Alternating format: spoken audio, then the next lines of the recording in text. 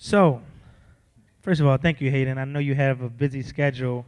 You had workouts this morning, I did. We started at 7 a.m. Been up for a while, but I'm happy to be here. and Hayden is settling into the Maryland area and thinking about staying a little longer and trying to build a foundation here. So he's closing on a home soon. So everybody give him a congratulations. Thank you. He's going to decide to leave the good weather where he's from and come here to this up and down weather, which is supposed to be spring, but still has similarities to winter, right? Yeah, absolutely. So Hayden, for everybody, we know where we are. We're in Hagerstown today, but a lot of people don't know where you're from. Can you speak about where you're from and what's it like there? Please just help us right now while we're here in Yeah, the so 60-degree weather. I was born and raised in Jacksonville, Florida, so this weather's taken some getting used to. Last winter was actually the first time I've ever seen snow, so that was new for me. Christmas time in the winter time in Florida is always 85 degrees and sunshine. So I'm getting used to it, but I like it. I'm settling in well. So you guys have Santa on a surfboard. Exactly. And we have Santa on a sleigh. Yes. Yeah, so I get that. So we're here at this beautiful high school. Tell everybody about where you went to high school, and not even just where you went to high school. The thing about it is that, can you guys up front tell me what sport Hayden plays? So everybody knows you for playing football. Right. But in high school, it wasn't that way. Yeah. So tell them what high school you went to and what it was that your sport that you actually played in high school. Yeah, I went to a small private high school in Jacksonville. It was like, I think my graduating class had, I think the whole school was like 1,000 kids. So it was pretty small. So this is different from what I'm used to. But yeah, when I was in high school, it was always baseball. I was really good at baseball. I was an All-American, played at Wrigley Field, an Under Armour All-American game, and actually only played 1 year of high school football. 1 year of high school football. That was it. I was telling somebody this the other day. I played 4 years of JV football. And I never made it to the pros. Here, Hayden plays 1 year of varsity football and makes it to the pros. The furthest I ever made it was intramural basketball in college. But so, what position did you play in baseball? I was a pitcher. You were a pitcher. Yes, sir. Did you have a great curveball, fastball? What was it? And the thing that got me drafted was my fastball. Anybody think they could hit Hayden's fastball? Oh. Look like we got a baseball player. No. Hayden, how fast was that fastball before he raises his hand? I topped out at 98. Anybody here can hit a 98 fastball? No. Oh, he looks like, yeah. He's shaking his head. He's like, I do this in my sleep. So, Hayden, we have some students here, and we're at a high school, but we also have some students here on the front row that have sports aspirations. And when you're in school, right now you're able to commit to fully on football, right? Because this is your career. But when you're in school, you have to balance being a student and an athlete. Talk about how you balance that pressure of being a student athlete and maintaining and working on your grades, but at the same time trying to perform on the field. Yeah, it's hard. I know, in athletics, it's so demanding, with the practice schedule and then the games and just the schedule in general is pretty hard to keep up with. And then on top of that, you got to keep your grades so you stay eligible. But it's all about time management. It took me a few years, into high school to kind of figure that out. Does that mean the first few years where the grades weren't so good? Yeah, butted heads with my parents a little bit. But, it took me probably after my freshman year, I figured it out a little bit, started making the grades. But, it's just all about time management. Awesome. Jessica, so we were talking about some of the pressures that student athletes feel, but there are also pressures that people who aren't people that aren't athletes feel. I'm not going to put myself in a non-athlete category. As I told you, I play intramural sports. But people also, non-athletes also have the pressures of trying to maintain good grades and then also have to perform off the field as well, whatever stuff they have going on in their community. And then we also have parents, individuals who have jobs that have to maintain, I worked when I was in high school, so I have to maintain my education. And then speak about that and the pressures that non-student athletes have as well. Yeah, so I think a lot of kids, not only that we work with, but just in our community, have a lot of pressures that even adults sometimes don't face.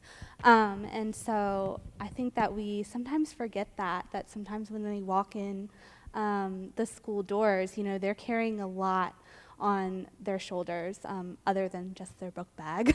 I think that they're carrying the burden of what they're bringing from home, and to be able to manage that with their schoolwork at the same time can be really difficult. So I think that's where, you know, some mental health support comes in, just having somebody supportive that you can kind of work through that kind of stuff with. Gotcha. So you said that it's stuff that they go through that adults might not even have to deal with. So, Cathy, I hate this to be the way I introduce you on an adult question, but being Hayden's mom, and just a mom in general, how did you deal with being able to having to be to work, but then also having to support a student athlete, but then just also you have other kids as well. How did you maintain that balance of being someone that's focused on what they have to do to provide, but then also being there for your child who, you know, pretty sure had a vigorous schedule, but then also you have to prepare and be there for your, you know, the rest of your family as well. Right. So we have one other child, and Hayden has an older sister, and she's actually a veterinarian. So she's a doctor. And You guys did great as parents. I know. I wish my I parents don't could know- say the same. I know. I don't know how, but we're very blessed. And so she was older, and unfortunately really gave up a lot because of Hayden sports. Because of course, as you guys know, you have games on Saturdays, and you get up early, and so she was a trooper and went with us. But she was also a cheerleader and did her activities. So we just, as Hayden kind of said, you have to have balance, have a time management balance. And I see friends today that have 3 or 4 kids, and I did tell my husband after we had one of each, I said, I'm done. If you want more kids, go find your second wife, because it was perfect for us because we could manage the time. And people that have more kids, I don't know how they do it. But, you know, it's finding that balance and having the kids understand, okay, today's Hayden's day, or tomorrow's Kylie's day because she has a game and we're going to go support her cheering. Even though she wasn't on the field, she was still doing what she loved, which was cheering. So, and then both my husband and I work full time. So you're dog tired after having a full day, and now you've got to go to practice and pick them up and then make sure they go home and do their homework and eat and then start another day. So it's a balance and a challenge, but I wouldn't trade anything for what we've accomplished and what Hayden's here doing now. So we're very blessed.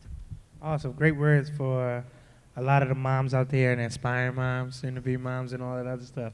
So thank you for that. Hayden, Christian, I want to talk to you really quickly about players that you coach now, right, and that you see who have aspirations of wanting to play on a higher level. And you talk, how important is a consistent workout plan and making sure that you're eating right, even in high school? And then talk about how those eating and those workout habits benefit your mental health as well. Yeah, absolutely. You know, food nutrition is huge, and keeping your body in shape is very important.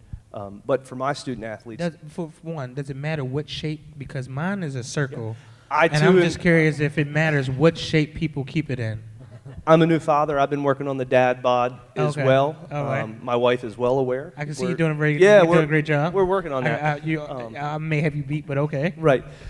But even more important than the food and nutrition, as a school counselor and a coach, I tell my kids from day one when they say, Mr. Palmer, I want to go play football in college, or I want to play baseball in college, or I want to play basketball in college.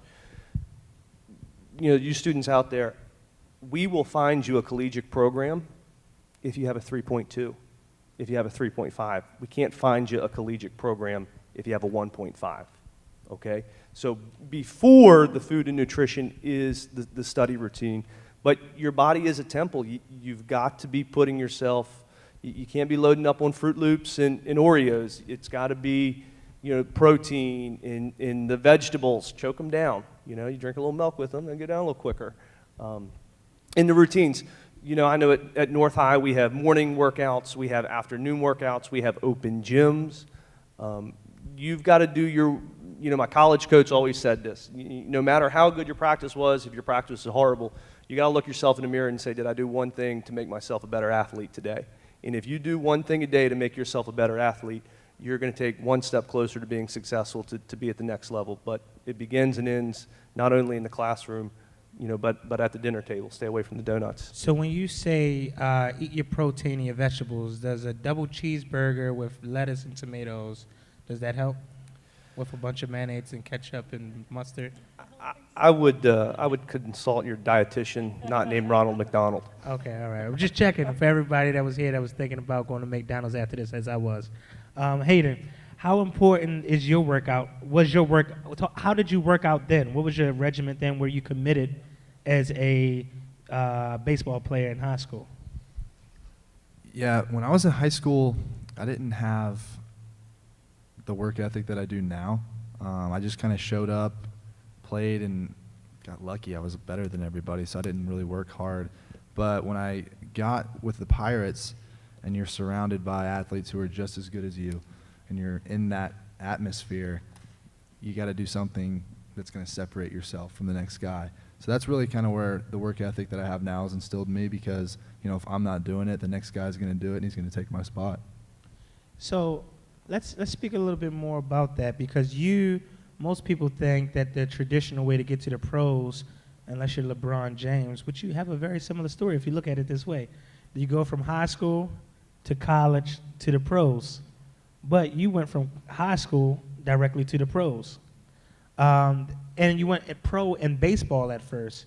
How was that? How was that being drafted at like 18, 19 years old, and then now needing to leave Jacksonville, Florida, to go to Pittsburgh or wherever the training facility was and be thrown into a Major League Baseball?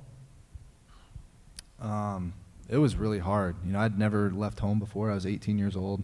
I got drafted by a professional sports team, signed my contract, and the next day I was heading down to Bradenton, Florida. That's where their spring training facility is. And it's not like a college environment where your teammates are 18, 19, 20 years old. I mean, I'm in there with guys who are married and they have kids. They're 30 years old and they're trying to fight for spots to get to the major leagues. So it was a really different atmosphere, different environment that I was kind of just thrown into. And I don't think that I was really prepared for it. Cathy, how was that, having your child who may have been a mama's boy, who you've spent so many years investing in, being there that you can support, you had your hands on him whenever you needed to, you knew exactly where he was. How is that now to have a kid that's in a different city now, that's now a professional athlete, having to not only focus on sports, but then having to work to manage money correctly and be able to do their own laundry? Now they don't have anybody coming behind them telling them clean up their room and stuff like that, to now having to trust and let go as a mom. I'm pretty sure that made you slightly anxious as well. Would that be correct? Oh, absolutely. It was very, we were excited for him for the opportunity, but it was also overwhelming because we knew he'd never been away from home, and to be put into that environment where he was with adults versus going to college. And it worried me, but you know, I knew he would do the best that he could. It was hard that he was away from home, and I knew that in high school, I wouldn't hesitate to call the coach or talk to the coach about something where I knew he wasn't doing as well in his work, so I knew the coach could talk to him and tell him, hey, Hayden, you know, don't forget about that paper you have to do. Well, I knew with him going to the minor leagues, Mama couldn't call a coach up and say, well, why aren't you letting Hayden pitch or do this? Plus, he would be really mad at me if I did that. So it was a totally different environment because we were hands-off and he was all on his own. And we were lucky we were only 4 hours away, so we were able to try to go visit him and see him perform and play. But it was a different world, so it was scary. Were you one of those team moms that brought stuff and then argue with the coaches about not letting the kid in the game and arguing calls? No, Okay. I didn't go that far because my husband had been in coaching, so he was like, you can't do that kind of stuff. So I tried to refrain. Plus, I never played baseball, so I couldn't speak too much about it. Gotcha. Hayden, just thinking about what you said, you went to a team now where there were people that were 30 years old who were fighting for a job and stuff like that, and you're 18. A lot of the kids here that maybe aren't in high school yet, but may have to go to high school, or even just going into a new middle school. You're coming into school. You're smaller than some of your elder students now, right? You don't have your same set of friends that you grew up with, or maybe you may have a few, but it's a bunch of new people. There is a lot of bullying going on now, and that's a big thing. How did you deal with that? Like, did that create anxiety that you seeing? Obviously you were a big dude then, so you had that on your side, right? But you also had people that were a lot more probably intimidating and stuff like that. How did you deal with that? Because a lot of these kids deal with that coming into school for the first day, or just school every day. Yeah, it's hard. Like you said, it's just a totally different environment. But once you're kind of thrust into that environment, I developed relationships with guys, friends that I still have to this day. And I think that's where I found my comfort. I had my little bubble, my group of friends, and it really made those experiences a lot easier and a lot better for me. Gotcha. So I want to transition and talk about, so Hayden, you're drafted by the Pirates. You're in training camp now. Everything's going great. You got a signing bonus? I did. Okay, so you're living your best life right now. Yeah. And so now you are fulfilling all of your dreams with one dream left, to get to the next level, to be called up to the pros, right, to the major league. Mm-hmm. And one day something goes wrong for you, right? And you develop something that we saw in the film called the yips. Speak about what the yips are, and how did it all just take place? It really started, I could tell, I started noticing people watching me play. I started noticing general managers, coaches, figures of authority kind of watching me play, and I started letting it affect how I performed on the field. And the best way that I can describe the yips to someone who hasn't gone through it is I would stand on a foul line, warming up just like little kids do, and my hand would shake, my palms would get really sweaty, I'd feel like I wanted to vomit. I would have panic attacks. I would want nothing to do with being out there, and it was absolutely horrible. I tried to fix it, talked to numerous doctors, spent thousands of dollars trying to, find the right remedy for it, but really, couldn't put a finger on what was going on. So let's come back to that a little bit. You're as a pitcher, like we talked about before, you're sitting on an island.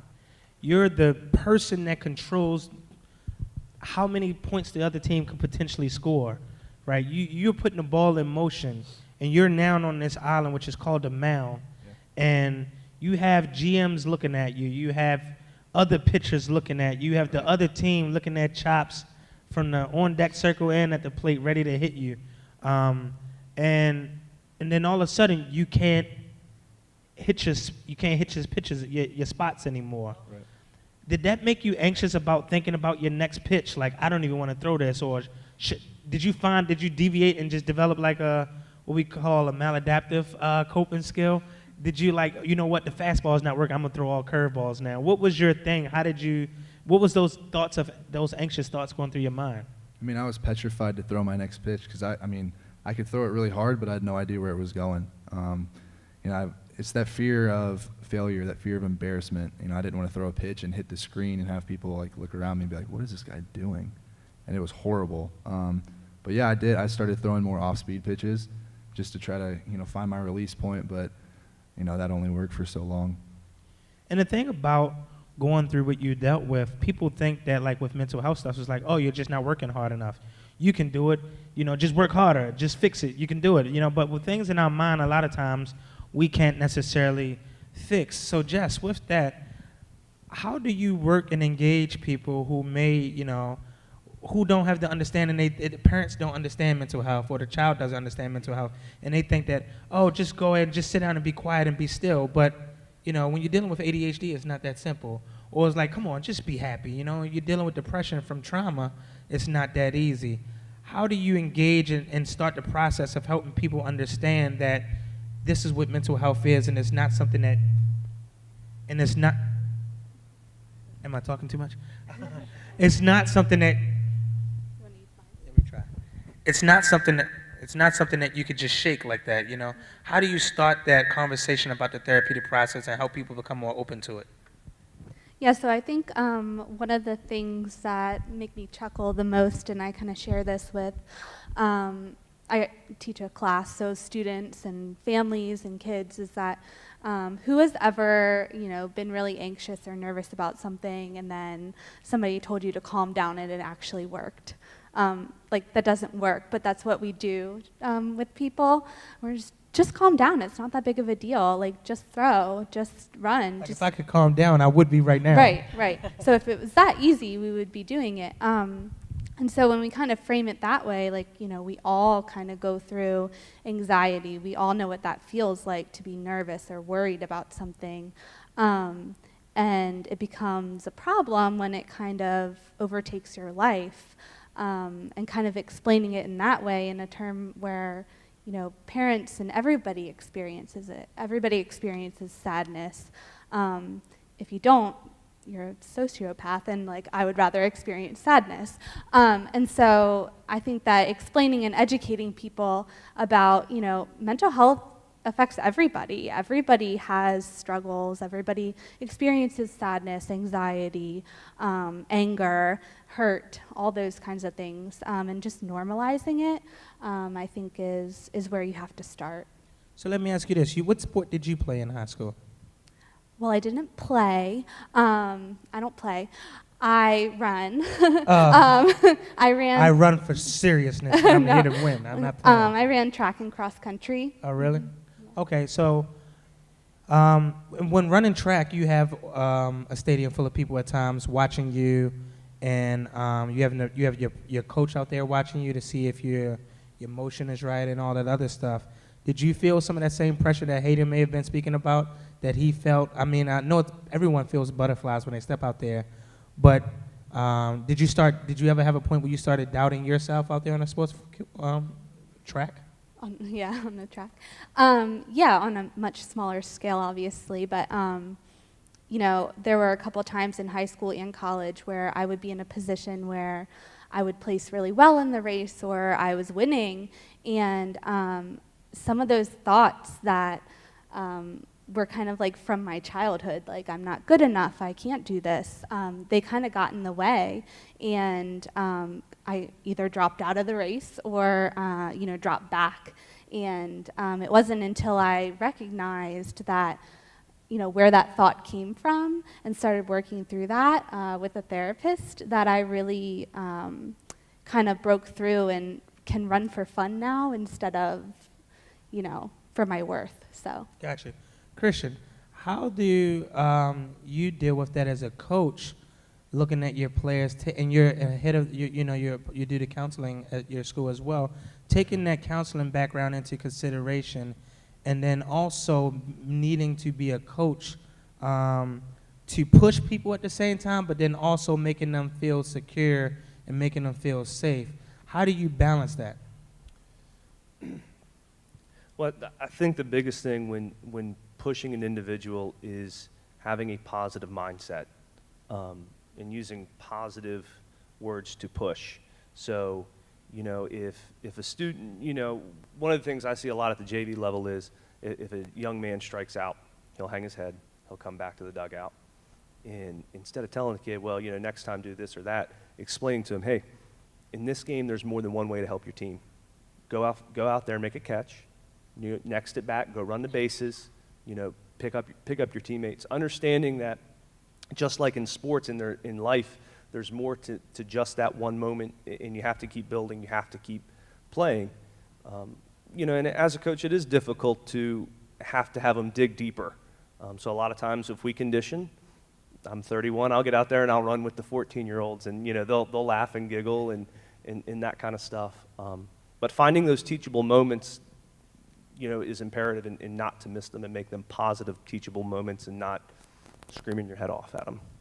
Jessica, how did what you experience help you now as it relates to service delivery and you engaging, having those thoughts to maybe potentially engage as a future mom, but then also engage with the clients that you see?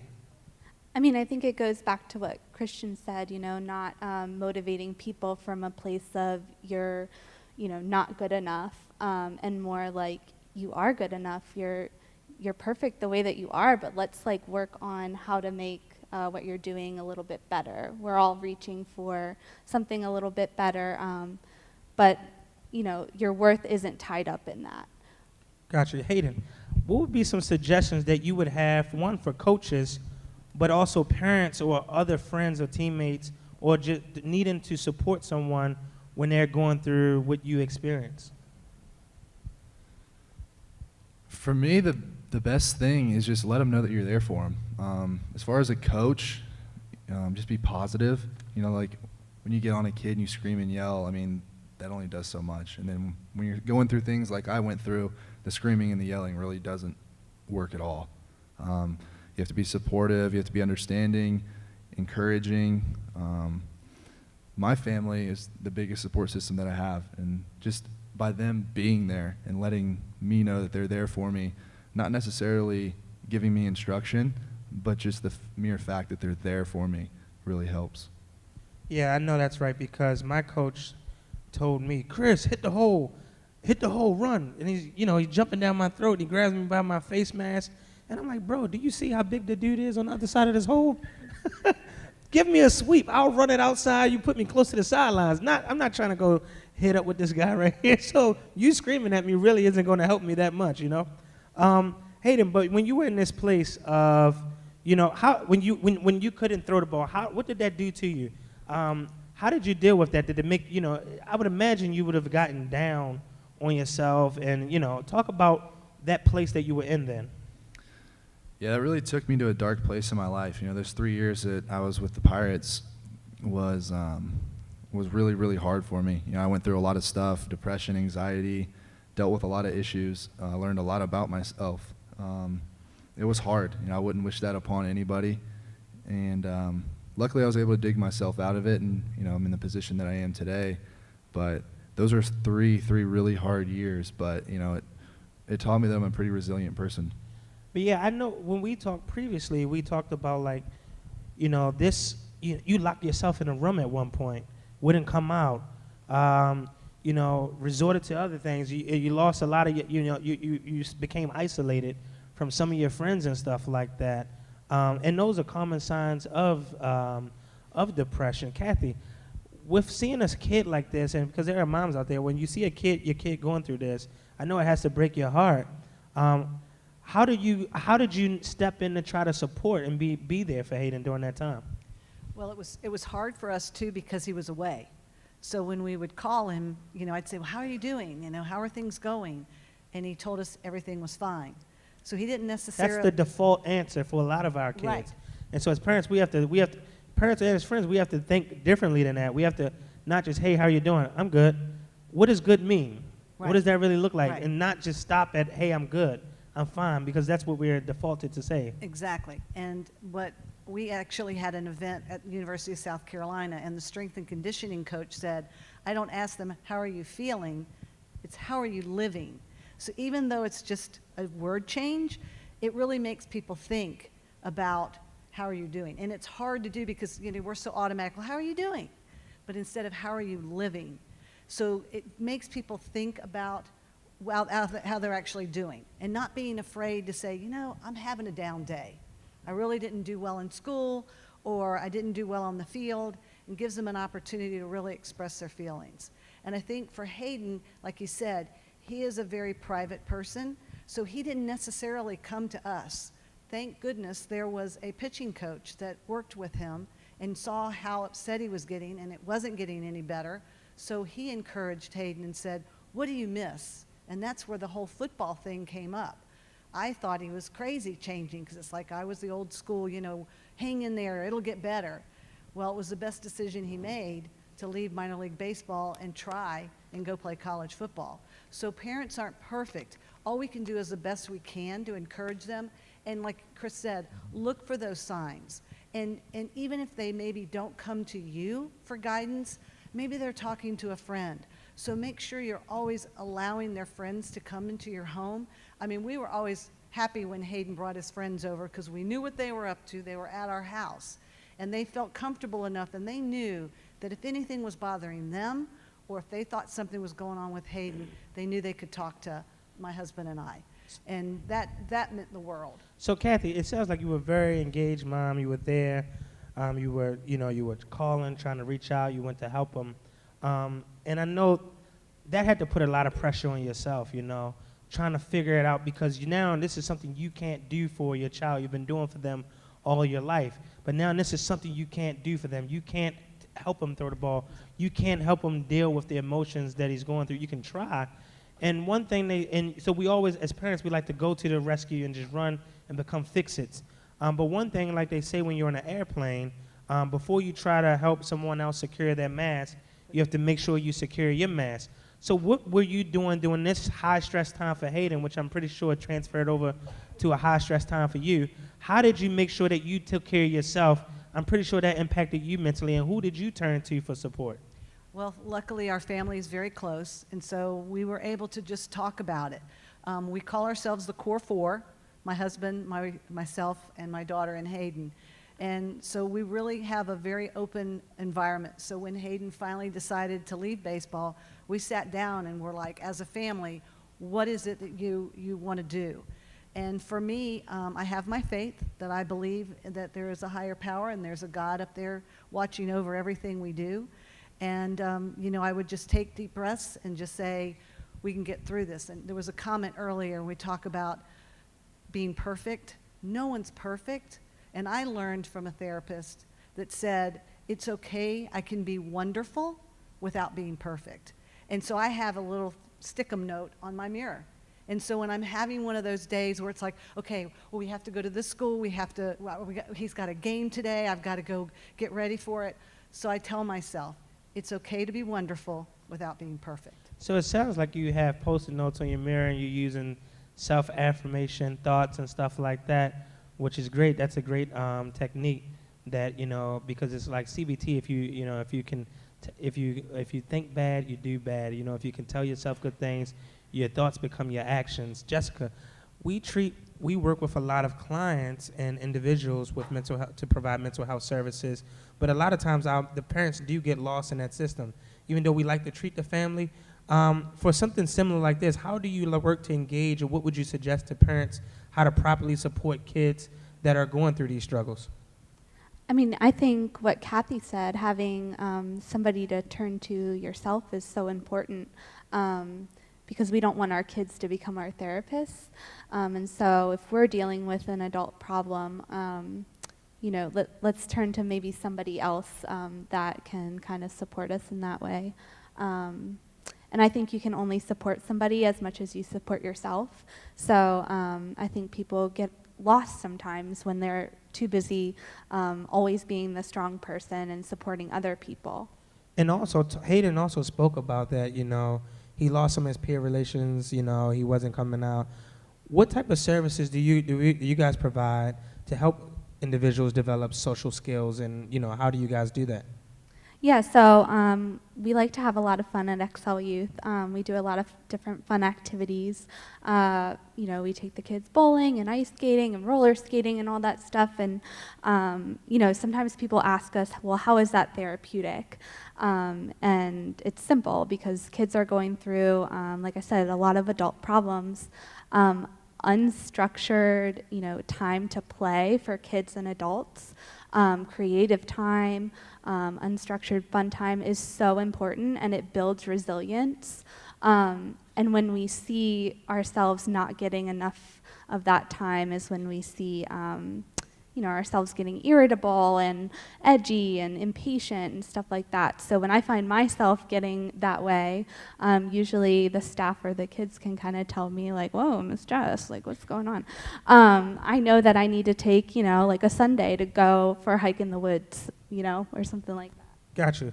So Hayden, you spoke about, I get told to take a hike as well, but it's not typically on my own.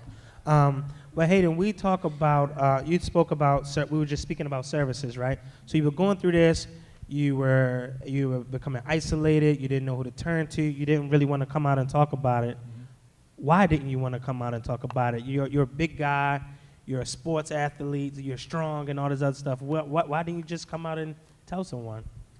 It's hard. I think the stigma behind mental health is it's perceived as a weakness, and that's why I'm up here talking about it, because I want to break that stigma. And for me, when I was younger and kind of immature and I didn't really understand what was going on with me, I perceived it as a weakness. And I was like, well, if I admit that I have something going on in my head, it's like, you know, I'm supposed to be an athlete. I'm supposed to be this rough, tough guy. That's what they pay me for, right?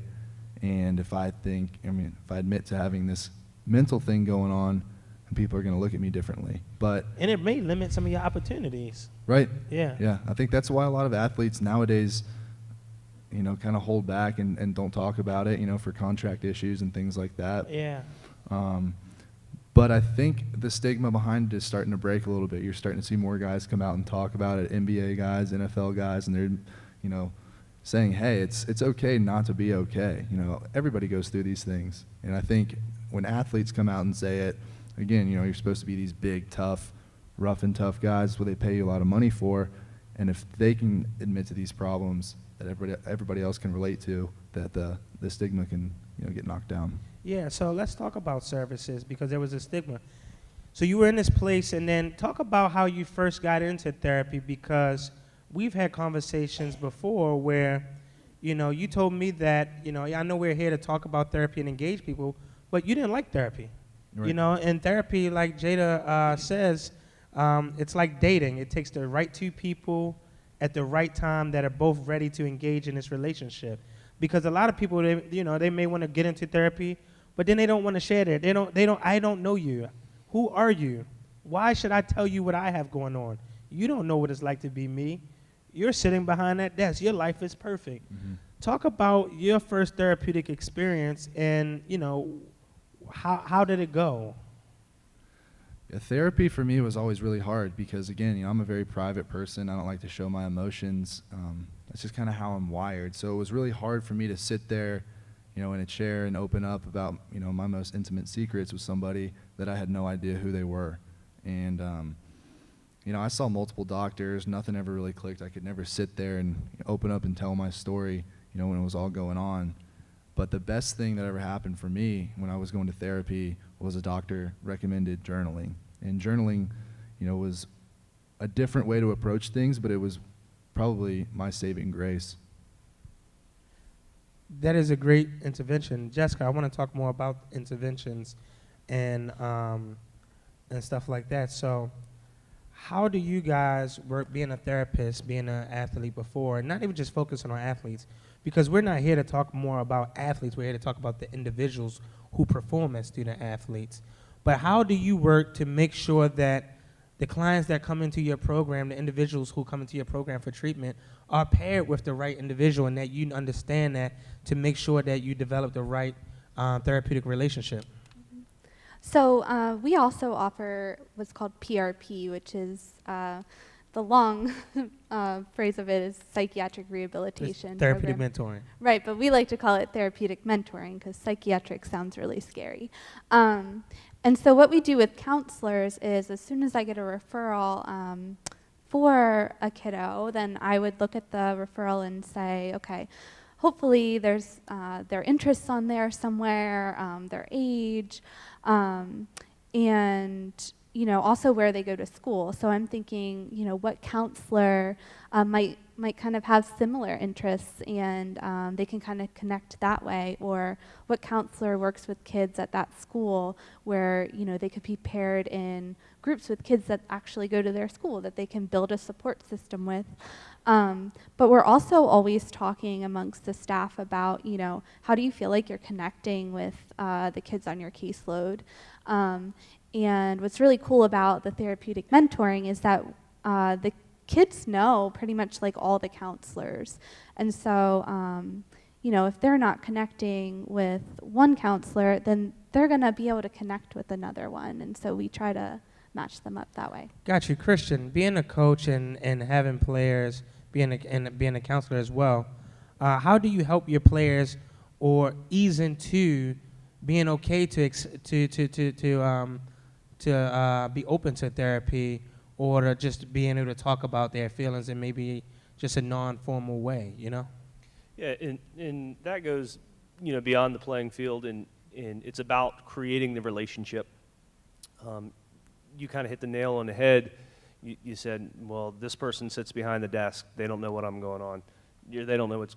So I got a couple students in here. very rarely am I, behind my desk. I'm out in the hallway. I'm popping in classrooms. I'm stopping by on lunch shifts. I'm talking to kids, interacting with them. Like I coach 2 sports, letting them know that, hey, door's open. Come in, and then they'll shut the door. They'll start. I can always tell when a student is starting to really seek me out. Maybe they'll stop in at lunch and, oh, hey, here's an SSL card. And then maybe they'll come see me for something else that's really not important, and they'll start coming more and more, and then they'll start coming to eat lunch, or they'll say, hey, can we chat? So it's about building the relationship and knowing that I'm not telling, right? There's 3 things to tell on: if you're going to hurt yourself, if somebody's hurting you, if you're going to hurt somebody. Look at you So- speaking like a mandated reporter. Yeah, yeah. But knowing that, look, this is what I'm here for, and I think with my students especially, I chose to come back here to work. This is my town. This is where I grew up. I'm very in tune to the needs. I share a lot of similarities with these students. So I think they get that. I think they see that and know that we're here. And just like Jessica said, there's 4 counselors and a social worker. So if something's not clicking, go talk to Miss Eck, go talk to Mr. Guest, or and vice versa. Kids will come down. Gotcha. So Hayden, I want to ask another question, and I'm going to speed this up a little. So you started utilizing a technique called journaling. Anyone in the audience ever utilized journaling before, whether it was a black and white notebook, you were writing down your school crush or whatever it was, or just expressing your feelings? Anybody ever done journaling? Okay, great. Hayden, talk about what did you journal? What did you write, and how often did you do it, and what did that do for you? Yeah, one of my buddies actually told me about it, and he said he would write down just his feelings throughout the day, and he told me about it, and I read a little bit of what he had written down. He let you read his journal? Yeah, he's one of my best friends to this day. He's pretty much like my brother, and he showed me what he had written down, and I guess I kind of took it to the next level. I mean, I would write down from the moment that I woke up that morning till I went to bed, what thoughts crossed my mind, how I felt in certain situations. Literally everything that went through my head, I wrote on a piece of paper because I didn't want to internalize things anymore. I wanted to get it out. Do you ever go back and reference those when you feel like you're experiencing something similar? I'll look back on it here and there, but I really don't feel the need to go back and reflect on that just because I'm in such a better place now than I was. I mean, when you were going through it, because it's like, if I went through this, hey, this is a reference I can look at. But then also the thing that, how do you also deal with this when you're writing about pain that you felt, right? And the next time you go through that pain, or you could be in a good place and maybe I'll go read my journal again, and then now I'm triggered because I'm reliving this experience of something that I felt. Did you ever have that? Not really. Again, I would go back and read it and understand the moment, I was going through those feelings and having those thoughts, but I'm in such a better place now. I'm able to kind of reflect and, see what I was going through and, be blessed to be where I'm at now. I'll speak for me. I know journaling, and for people here, journaling I know for myself is good. I like to write down what happened in my day or just something that stood out. What is my takeaway from that day that I learned, that I experienced? And it allows me to get it out so I'm able to process and be cognizant of what it is that I'm doing each day. What am I learning each day? So hopefully this can help lead to, I'm not just living and existing. I'm taking something from the highs and I'm taking something from the lows that can help shape me as a better individual. But enough of this talk. I know people want to hear a little bit of football as well, right? So you went to therapy. You were healed. Not necessarily because, and I don't want to have this perception. You go to therapy, you get healed, and then it's over. It's not. It's a consistent process. But you came out of that place that you were in, and then you went back to college to South Carolina and became, a great tight end there. And then you were drafted by the Baltimore Ravens as the first-round draft pick. So then now, it's all great. I'm living my best life again. Did you start to have those feelings maybe what was it like walking into the facility the first day, having to see and meet new people again, and then now being drafted all over again is like, oh crap, I'm drafted, I'm about to work, is something going to go wrong now? What could happen now? Like, I don't want this to happen again. Did you ever have those feelings? I mean, I had those butterflies. I think every athlete experiences that, but I think that's natural. There's nothing wrong with that. I kind of drew the line in the sand, and I didn't let that stuff carry over to football. I didn't let that affect me. I separate baseball from football. I think those are two totally separate sports. Football is great. You know, it lets me kind of cut stuff loose. I'm able to go out there and flip a switch and just be a totally different person. I think it's really good for me. Do you think that that competitiveness aspect of sports makes mental health better or worse for you? Or just in general? And then, Coach, I want to hear you comment on that as well. Again, I think it can affect you in different ways. You know, everybody has their different ways of approaching things. I guess I went through both sides of it. Baseball, I definitely let it affect me. I let it get in my head. I let the outside things affect me, who was watching me. I really let that affect how I played on the field. And I kind of made that promise to myself when I switched to football that I was just going to cut it loose and just remember, hey, it's a game. Coach, how do you think that the competitiveness helps or worsens mental health? I think I agree with what Hayden said. You know, baseball is an extremely mental game. It's you and the pitcher, or you know, you and the batter. All eyes are kind of on you at that very moment. So one of the things I have to remind my baseball players is the thing I love about baseball is you can fail 7 out of 10 times, you're still really good. You know, if you hit 300, you're still really good. I actually struggle with that as I transitioned to collegiate sport. I always said, you know, high school sports, it's the end of the day. You go out with your buddies, you're having fun, and then you get to the collegiate side, and it's practice starts at 5 o'clock, so that means you're out of the locker room at 4:45. Serious. Team breakfast. It's a lifestyle. Yeah. You have to be ready for that. You have to commit to that. And again, you have to understand that nobody's perfect. You can be wonderful, and you know you're all there, and to pick up your teammates and help each other out and talk and communicate. And that doesn't mean you're weak or soft or anything by telling your coach or your teammate, man, that stinks, because I've been there. I've you know, there's been weeks where I just couldn't hit my way out of a wet paper bag. It's like, what are you doing? Like, you know, can I get a break? And it is, but keep grinding and talk and communicate. I think that's the true sign of a man. You know, nobody's superhero. You got to talk and communicate. So, great words. So Hayden, you were drafted, you're playing, you're crushing the preseason. Is that correct? Or was that false? No, I was doing really well. He's like, no, I was crushing. Look at my film. But no, so you're crushing, you're catching the ball, you're breaking tackles, you're doing everything that you need to do in the field. The season is here, and then you break your foot, right? And you didn't even know you broke your foot. Played on it for 3 weeks. You played on a broken foot for 3 weeks. How many people in the front row can do that? How many people in the front row can play on a broken foot for 3 weeks? Are you still with me? Energy for 3 people. Are you still with me? All right, there we go. All right, so he broke your foot, and you had to get a screw in your foot. Is the screw out of your foot? Screw is still in my foot. Can we see it? No. Just kidding.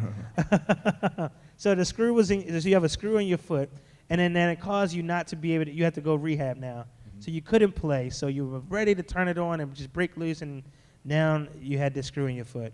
Talk about what you went through before as it relates to setbacks, help you prepare for this one, and then also talk about what do you do mindfully to prepare your body physically, but then also to be a great individual off the field as well, how you prepare your mind to be ready on this field and off the field. Yeah, I think what I went through those 3 years with the Pirates, I mean, that's the bottom of the bottom, what I had to go through with depression and then everything that I dealt with, you know, off the field. And to have a little screw in my foot, you know, that's really nothing. It's pretty minuscule compared to what I went through. Pretty minuscule. I have a screw in my foot, you know, just. Yeah. But it's just, I learned a lot about myself. I'm pretty resilient. I was able to dig myself out of a pretty dark place. And again, you know, just to have a broken bone in my foot, you know, it's not going to derail my life. A paper cut derails my life, or a hangnail. So I don't know about you, but those things hurt me. Yeah.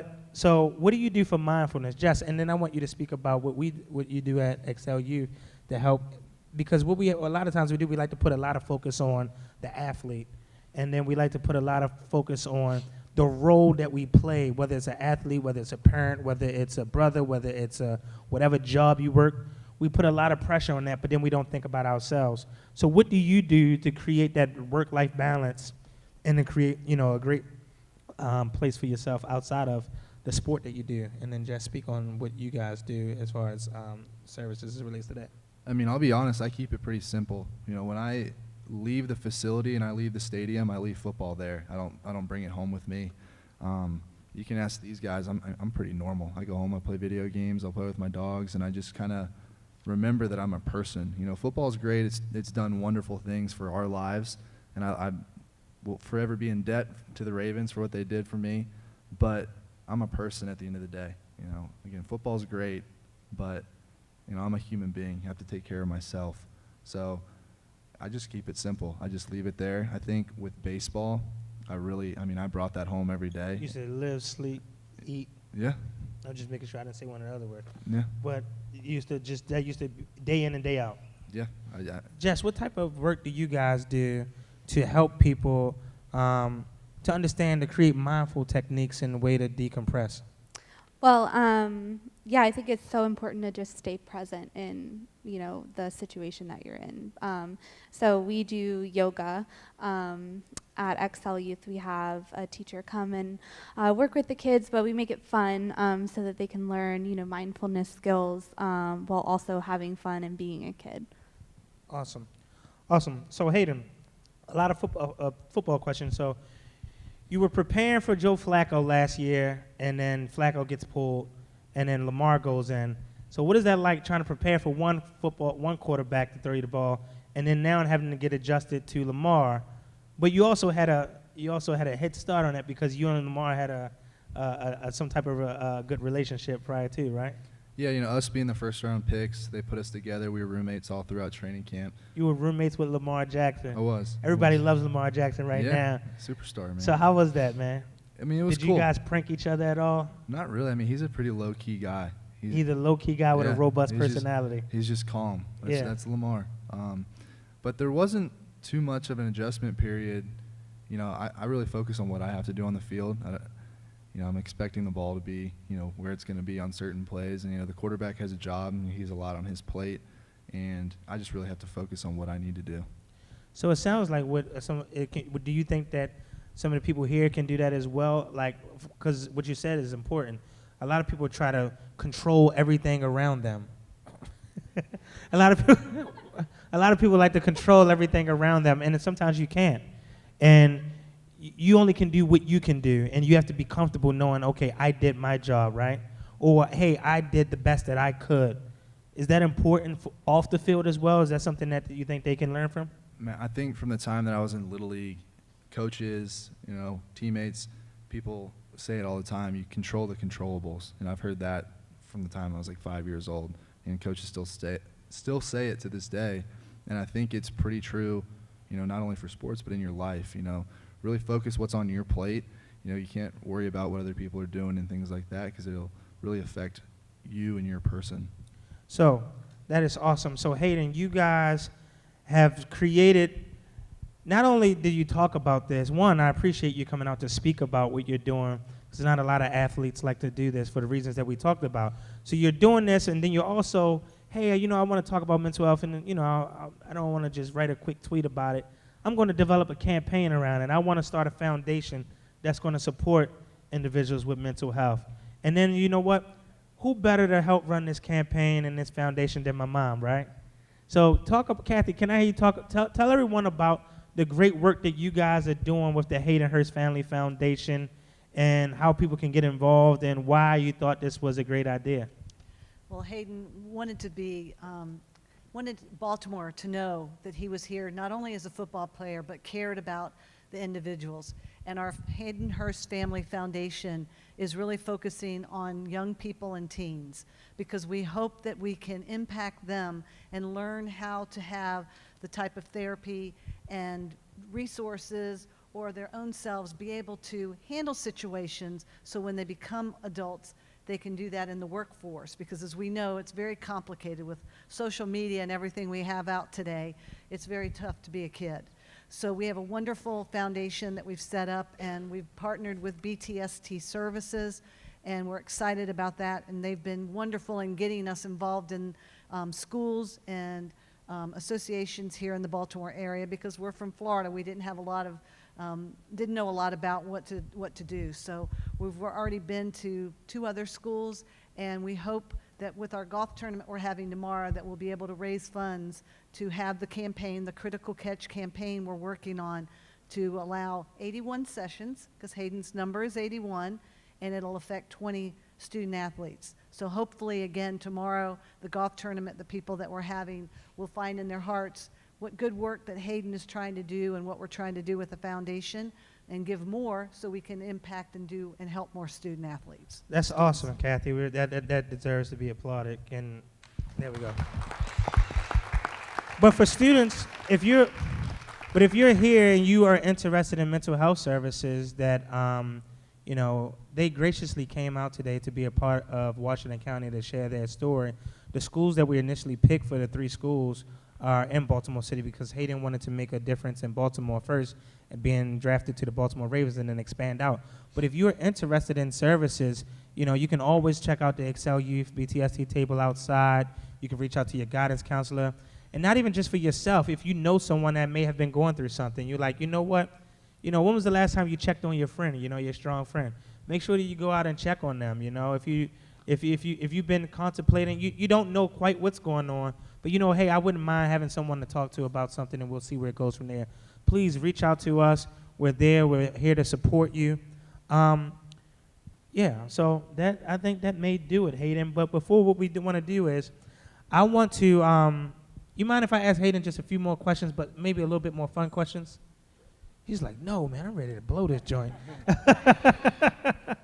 But I want to ask Hayden a few questions. What we like to do when we end this off, we like to call it a rapid fire. So I'm going to ask Hayden a few questions, and then we're going to get some of his fast responses. And then what I'm going to do is, since I've been asking questions the whole time, I'm going to allow you guys to ask some questions. We're going to sign some footballs and take some pictures. Does it sound good? Yeah. Sound like you're speaking for a half a person right now. Does it sound good? Yeah. All right, thank you. You guys have been great so far. Thank you. All right, Hayden, are you ready for this? Let's do it. I promise I changed some of the questions up this time. Oh, gosh. All right. Here we go. Your favorite athlete growing up? Baseball player was Mark McGuire. Football player was Jerome Bettis. You're lucky we outside of Baltimore, because we don't I like to know. mention Steelers I know. around here. Baseball or football? Football. Ravens or Jaguars? Ravens. Your favorite cereal to eat growing up? Fruity Pebbles. Fruity Pebbles, okay. Yeah. Madden or NBA Live? Madden. Pizza or subs? Pizza. Waffles or pancakes? Pancakes. Your favorite movie of all times? Step Brothers. One of your favorite music artists? Depends on what I'm in the mood for. Rock, I'll go Blink 182. And if I'm listening to rap, it's either Kodak Black, courtesy of Lamar, or Lil Uzi Vert. What are you listening to before the game?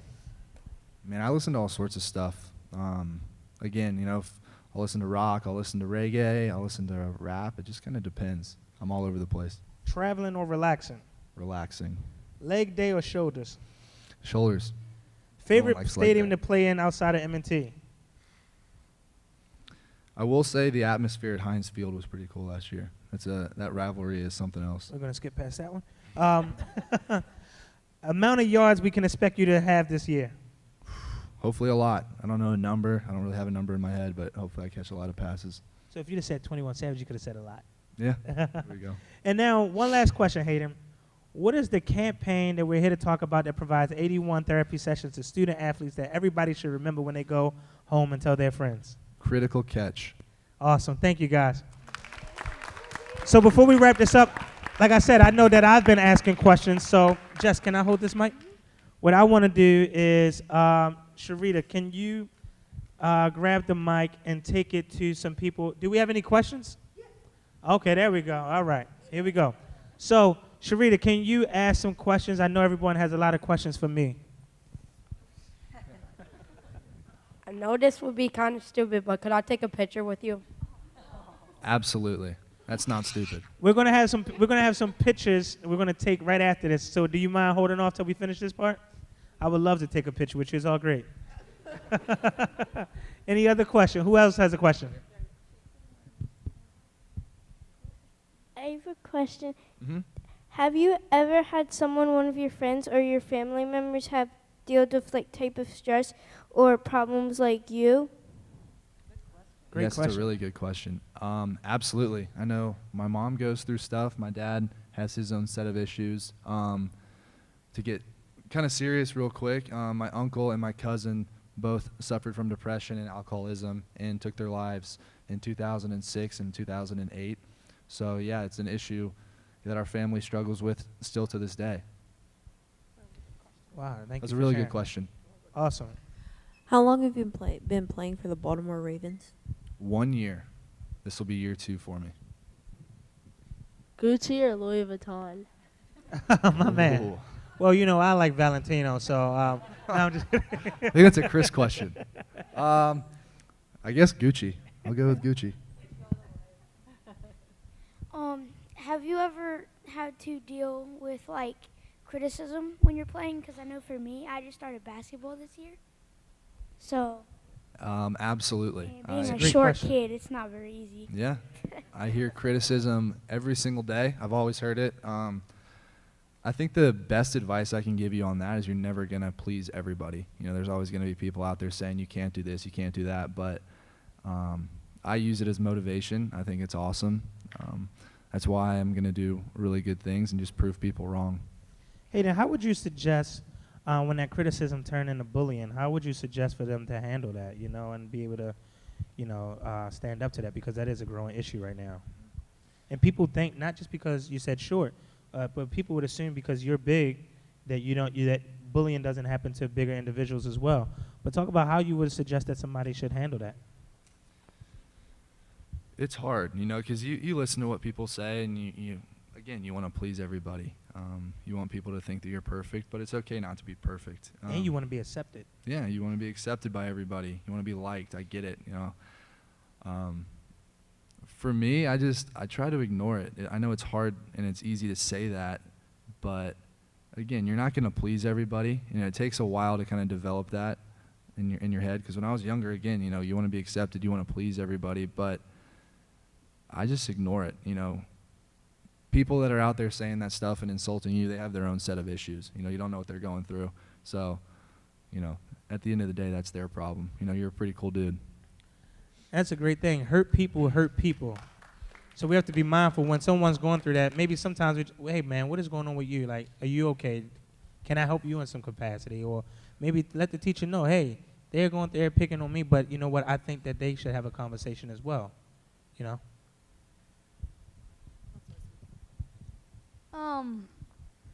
Do you have any tips for how you get rid of anger? Oh, man. You like to work out, don't you, Hayden? I work out. That's the best thing. That's the best thing for me. You know, it helps on the field, obviously. You know, it correlates to success on a football field, on a baseball field, on the court. But when I was in college, I would work out 2 or 3 times a day. You know, once with the team, you know, you have to do those, you know, mandated lifts and things like that. But I would go in and lift just so I would feel better mentally. And I think that was kind of my outlet. We need a question from Excel U family. Who's going to be the person to do it? It looks like you've just been nominated. Adults, don't be shy. You can ask questions as well. You can ask me anything. Do you have any pre-game rituals that you have to do? I actually have a pretty funny answer to this. A lot of guys, a lot of athletes are superstitious. I used to be very, very superstitious when I was playing baseball. I'd wear, you know, same cleats, same gloves, same socks, you know, things like that. Did you wash them? Socks, sometimes no. I tried everything when I wasn't pitching good. I tried everything that would work. To be completely honest, I stunk it up in baseball. Nothing really worked, and I really don't believe in superstitions anymore, because if, superstition was a thing, I think maybe a pair of socks would have helped me pitch better. But I don't really have any pregame rituals now. I just kind of show up and go out and play. That's funny because I have superstitions for you guys. So I'm like the guy that's like, I got to sit in this chair each Sunday. I need to eat the same thing. I can't move until like the game is over. I'm like sitting here with this leg here in this weird position because this is where I was the last time a good play happened. So I have to stay like this. So I wake up with my foot going to sleep and everything else. So good to know that you don't have it because I have it for you. We have time for one or two more questions. Can we get one of our older adults here to ask a question? Ms. Bernadette Barnes, we got a guy right here, and then we have, let's start with him, and we'll close out with Ms. Barnes. Hayden, I'm a huge Ravens fan, but I actually have a question for your mom. Okay. Pressure. I have 2 kids here, and I'd like you to turn the clock back a little bit to youth sports, Little League. How did you, as someone who raised a professional athlete, you get a lot of credit. Okay. How do you? How do I do it? How do you keep them motivated? How did you get them to go to practice when they don't want to go to practice? How did you deal with, okay, it's game day, we got to get dressed, we got to be there by 4 o'clock. Come on, we got to go. We got to go, guys. Come on, let's get ready. Right. It's a very fine line because our daughter was a gymnast. And so I'd pick her up from school, we'd race, she'd change in the car, and she'd go to gymnastics. Well, one day she started crying in the car, and I said, "What's wrong?" She goes, "I just don't want to do this anymore." And as tough as that was, I didn't want her to do something she didn't enjoy. And so it's hard to know when do you keep pushing them. I also tell people, because now today, athletes, young athletes, you have to be involved and go to these tournaments and go travel 4 states as a 7-year-old. And I know I'm putting the clock back because he's not 7 anymore, but I always told parents, let them be kids. Let them go out in the yard and look at the bugs or whatever. Get him away from all the video games, because he was very limited on the time he could be on video games. I was like, get outside, go explore. And he didn't have a cell phone when he was younger. It wasn't as popular as it is now. But, let them tell you when, yes, it's hard. And we'd have to get up and go to 7 a.m. games and be weighed in for football and Pop Warner and everything. So it's a challenge, but also know there's a fine line where you don't want them to push them so hard that their whole life is baseball, which we thought it was. And who would have ever thought I'd be sitting up here and he'd be playing for the Baltimore Ravens? Never in our wildest imagination. So just, it's tough. But just know that, if they're interested in those sports, they'll continue it. But you've got to let them be their individual too, and their person. Great question, Did that great answer. Sorry. That was a great question, a great answer. Kind of have 2 parts to this question, one for Hayden and his mom. I have a 16-year-old son who is an athlete, and his anxiety sometimes just takes over, and it affects his performance on the court. He plays basketball, and I feel like the anxiety is taking away a little bit of his love for the sport. So Hayden, what advice would you give a teenage athlete? How do you work through anxiety to perform well? And then the second part for your mom is, as a parent, how do you support that? Because part of me wants to take my son out of that sport and be like, this is causing too much anxiety, but he loves it so much. Yeah, it sounds a lot like what I went through with baseball, and it's hard. I went through it for 3 years, because I loved baseball as my entire life, and I didn't want to let this thing, take the game away from me. But I think unfortunately I reached a point where I struggled, and I talked to doctors. I tried everything. I spent 3 years trying to figure this out, and I just couldn't figure out what was going wrong, and it just kind of took the love out of the game for me. And I made the decision, I was kind of at peace with it. I was like, hey, I've tried everything. I've exhausted all resources trying to figure this thing out, and it was kind of a moment after 3 years. I was like, hey, I'm at peace with this. Like, I've tried it all, and I think I'm going to move on with life. Just because when it starts affecting your quality of life off the field, or off the court in this case, that's where you kind of need to draw the line. You know, when it affects you as a person and it doesn't become just a game anymore, I think that's where the line needs to be drawn. And I would just add to that too, is you don't want it creeping into him as an individual and as a person. So what I mean, I'm not a trained professional, but as a mom, I would suggest that take him into a environment where you can have a conversation with him and just sit down with him and say, I've noticed that you seem to be really anxious at practice, or you're not getting the shot as well. You're not hitting the basket. And maybe just let him talk to you and just say, share with me what's going on. And if he won't talk to you, don't be afraid to go talk to that coach or someone at school that might be able to get through to him. Or if he has a really close friend that's on the basketball team, get with him and just say, hey, I've noticed that, you know, Hayden seems to be struggling in basketball. Do you see it at school and other areas? Is it just on the court? And then definitely, if it continues, I would say get professional help. Get him to go talk to somebody that might be able to help him. And there's sports psychologists. There's a lot of great resources that you can do, because it may seem small now, but you don't want it to grow bigger, and he's going to have more challenges in college and everything else. So I would definitely notice. It's good that you're noticing it. Awesome, awesome, awesome. So we're going to conclude this, but we want to give away some footballs. Does anybody want to sign football? There we go. I know it's late, but does anybody want to sign football? All right, all right. So where's the microphone? Because I need somebody to watch, and I need somebody to pass the microphone. Ashley, can I get your help on this? Where's the third microphone? Sharita, you still have it? All right, Ashley, I need you to be our spotter, all right? So I'm going to ask a question. I need everybody hands down first. I'm going to ask a question, and then I'm going to need you to raise your hand to if you know the answer, all right? And then if you get the answer right, you'll get a signed football, and we're going to take a picture with Hayden. So everybody ready? All right, okay. First question. Who was Hayden's favorite athlete growing up? Awesome, come on up. Good job. What's your name? Isaiah. Isaiah, I'll take that.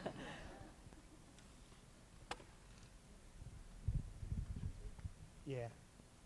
You able to get it from down there? Okay.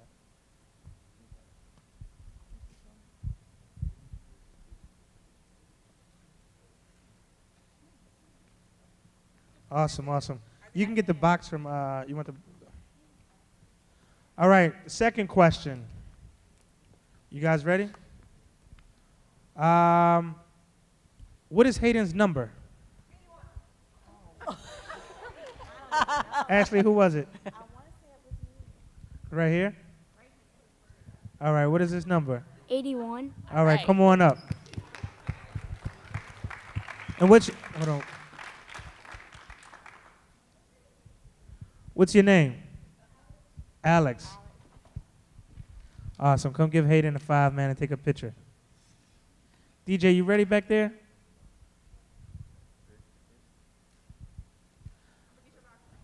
All right, we have one more football. Everybody ready for this one? All right. How old is Hayden? We didn't even say that today. He was like, I know sports. I've already registered. I know this one. All right, real question, and I was just a bait. What is the name of the campaign that provides 81 therapy sessions to student athletes?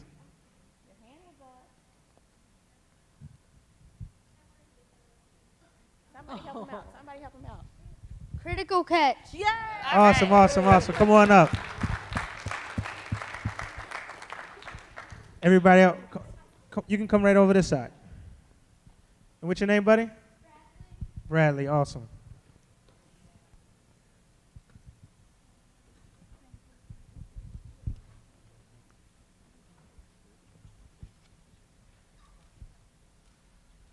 All right, everybody, I want to thank you for coming out. We're going to take a few pictures, but we're going to go outside where it's a lot more brighter, where it's more bright, where it's brighter.